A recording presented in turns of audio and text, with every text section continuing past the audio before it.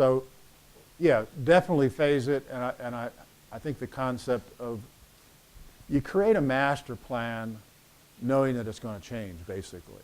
That's the way I look at it.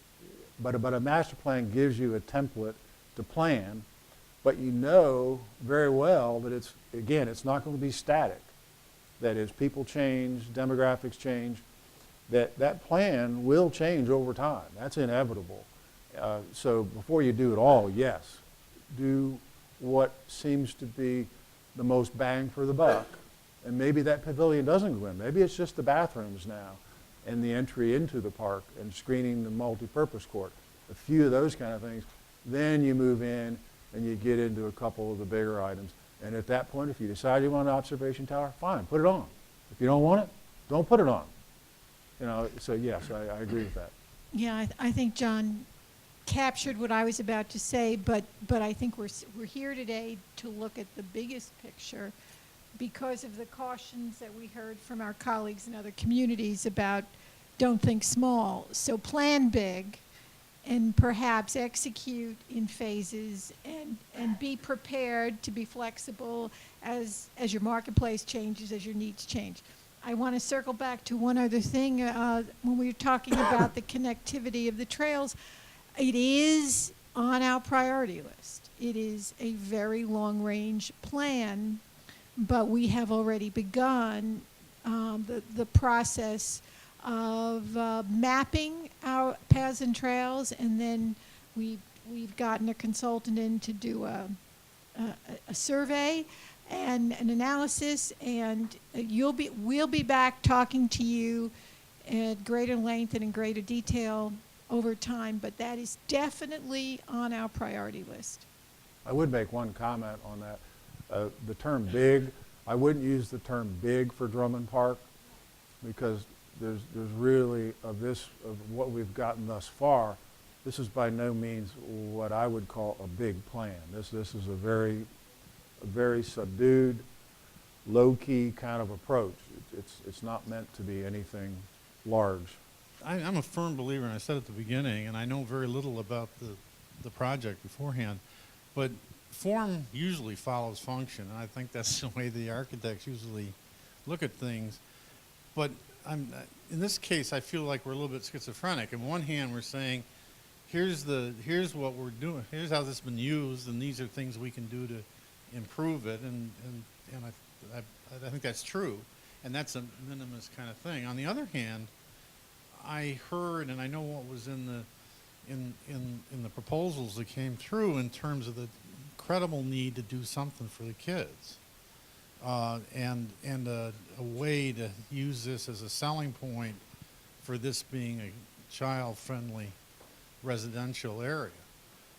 And from that point of view, I see this as sort of potentially a big project and one that needs to be looked at if the form is going to, in a sense, lead the function. Now, as I said earlier, I don't quite believe that this is going to be, a suburban place ever. But if that's the purpose, that seemed to me a lot of the driving force about looking at this particular area at Drummond's Point as a focus point for teenage and younger kids' activities. Now, I may be wrong about that, but I think we need to be clear if that's part of the project. That sort of goes back to that multi-generational piece that I picked up on, and I've heard that ever since we started talking about Drummond Point, that it's really to serve all age groups, and hopefully it can do each efficiently. And yes, it is driving to some extent some of the forms. If you're going to go out there and the kids are going to be playing in the playground, you also want to accommodate the adults that are taking them there. So you want to have a pavilion to get into the shade and have a bench. And if they want to have a birthday party, you want to be able to take them over and use the pavilion and still have bathroom facilities. So, a lot of it is that, the form is following the functions that are being described. Just keeping the conversation going. When you say, would you live here? with young children. I think everybody wants people to live here, but the first thing you want them to do is buy here. So, I mean, literally, so what percentage of owners here don't live here? You want the 40-year-old who lives in Philadelphia to buy something here because he thinks he might retire, and it's a great place to bring his kids and to bring grandchildren. So, yes, it's only going to be so big a residential community, mostly retirees probably, until the area grows. But you do want it to be a place where people want to buy something and come and enjoy it. You do get into a little bit of the chicken or the egg situation. I'm going through this at Osprey Cove right now. We're just going through a revamping of their recreational facilities and food and beverage and so forth, because all of a sudden they woke up one morning and said, wait a minute, look at the age group of our residents. What are we missing? We don't have 40-year-olds with families, and they could. But the reason they don't, because the wellness center wasn't up to speed. The pool wasn't up to speed. There weren't enough shelters around the pool to get out of the sun. You couldn't get anything but a hot dog at the tiki bar. You know, it was all this stuff that they said, well, that's what the problem is we haven't addressed that age group. We've only addressed the 50 to 70 age group. Or in their case, probably more 60 to 70. That's becoming a large retirement community. But they don't want to be there. They want to attract the younger buyers as well with families. But you got to change to do that. So it is a chicken and the egg kind of thing too. If we just leave it like it is.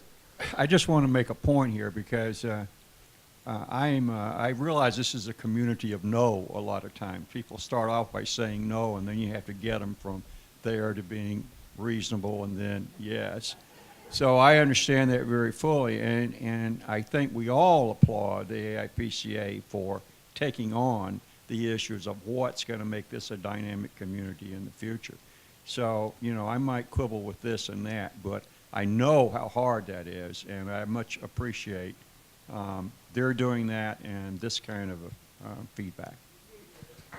Well, to add to that, Larry, I'll give Joe a lot of credit. He has a lot of passion, and you should be glad to have him here because he definitely immersed himself in the projects and making this a better place.